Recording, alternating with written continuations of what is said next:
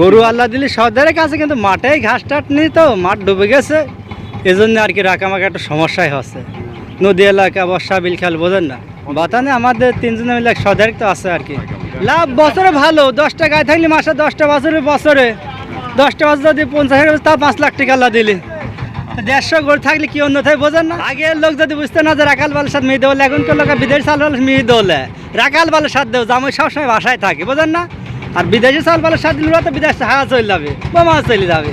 রাখাল বাল গরু দুধ খায়, বেটার কাছে থাকবে, কেউ যাবে না। আসলে ভদ্র হিসাবে লাভ আছে, কারণ 20টা গায়ে থাকলে 2 কেজি করে দুধ দিলে 40 কেজি। আপনার 40 কেজি দুধ 50 করে বেচলি, দেখেন 2000 টাকা। তাহলে একটা বিদেশ যায় 2000 টাকা কামাই, হলেও বেতন আসে না মাসে, মাসের বেতন লেট করে মহাজনেরা, এজন্য পারিবারিক সমস্যা হয়। আর আমার আল্লাহ দিলে বাসায় থাকি, বাড়ি এলাকা গায়ে দোয়ালি, 2000 টাকা দুধ হলে আমি মাঠে কৃষি কাজ মাছ করলি, আমার আল্লাহ দিলে ভদ্রভাবে চলে যায়। বিদেশের চাই এটা আল্লাহ দিলে শুক্রিয়া দেয়। দেশি গরুর, ভদ্র গরুর, এই গরুর গোশে কোনো ডায়াবেটিক প্রাথমিকই থাকে না, ক্যালোরি ভিটামিন যা আছে 1 কেজি গোশ আনলে 1 কেজি থাকবে, এটাই ভালো। চাহিদা ভদ্র ভালো, কষ্ট লেগেও তো অসুখ বিসুখ খায়, এগোর অসুখ বিসুখ খায় না আল্লাহ দিলি, এগোর ওই জন্য মাসাল্লাহ ভালো। আমি আল্লাহ দিলি ন্যাংটা গালতেন গরু লাগছি, বাপ একটা দোয়া দিয়েছিল, দাব্বা এটাই দেখে শুনে রাখি।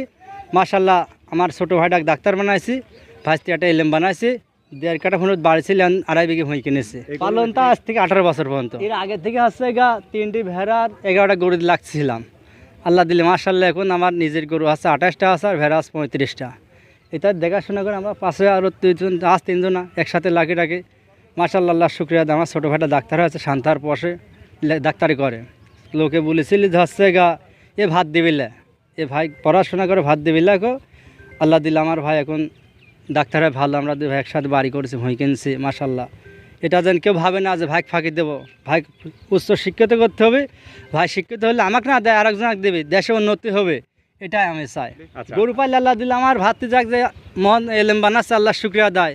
ভাতিরা যে এলেম হয়, ভাইটা মারা গেছে, আল্লাহ শুক্রিয়া দেয়, ভাইটাকে ডাক্তার বানাইছি, আর এখন দেখে শুনে লাড়ি চাড়ি খাওয়াই, আল্লাহ শুক্রিয়া দেয়। আর কোনো টেনশন নেই, আশা নেই, আল্লাহ যা দিয়েছে আলহামদুলিল্লাহ।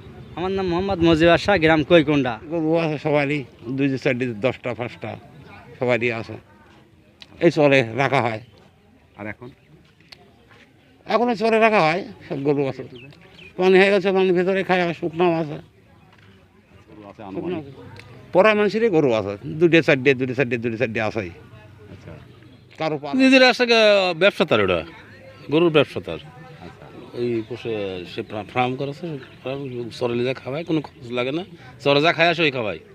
মানে যে এখন রাখার লিগ আছে, ওই যে সকালবেলা লিয়ে যাবে, লিয়ে যায় সেরে ধরেন সারাদিন খাওয়া যা খায় আসবে, চায়ের কাছ থেকে ঘিরি বাঁধি দিয়ে দিবি।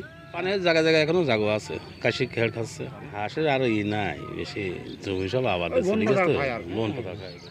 রাখাল খরচ যেটা এসে গেলে, দুধে রাখাল খরচ এসে যায়, বাছুর যেটা আছে 10-12টা বেজে বাছুর হয়, বাছুরের লাভ। জিনিস আমার থেকে 95টা গরু, হ্যাঁ, ওর আছে 15টা বাচ্চা আসছে, বুঝলেন, ওরা বিনা খরচ হয়ে যাচ্ছে। তারপরে এই যে ছেলের সাথে আপনি ছবি তুলে হয়েছে, বাপের কিছুই ছিল না, পাট দিয়ে মানুষ, সে গরু পুষে যায় গরুর মানুষ, ওই ছেলেটা।